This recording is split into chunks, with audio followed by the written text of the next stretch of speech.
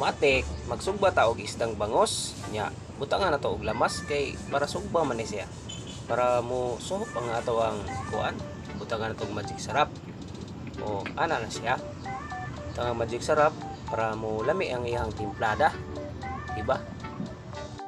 Mao ni itong sikreto nga sugbanan kalan andam ta og uling kay mao ni atong sugbaan sa ato ang isda. So ato ning tarungon og butang ang uling, diba?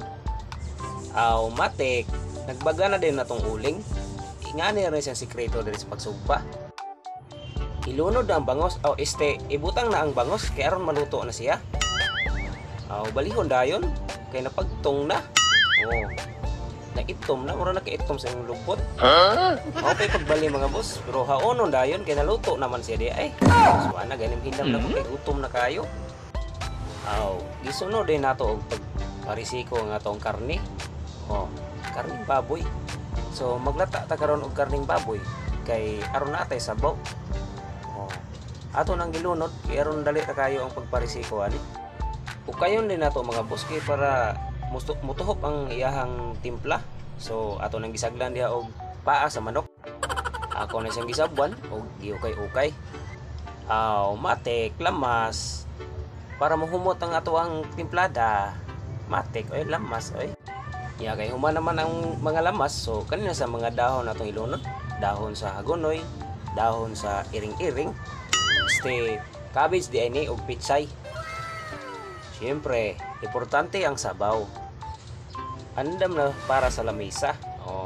Ready na. Nanay sinugba. Nanay sauce. So, nanasad ang ato ang nilatan. So, naghabwa na ta sa atong nilatan kay gutom na jud kayo. Di na ginmada sa atong tiyan-tiyan stomach. Siyempre, ang mahiwagang sabaw. Ang sabaw mo'y pinaka-importante. Happy birthday Stephen Lee at Yatan.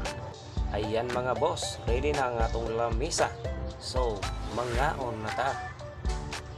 Ayan, happy birthday, happy birthday. Oops, di na to kalimtan ang salad. Fruit cocktail salad. Di na to kalimtan.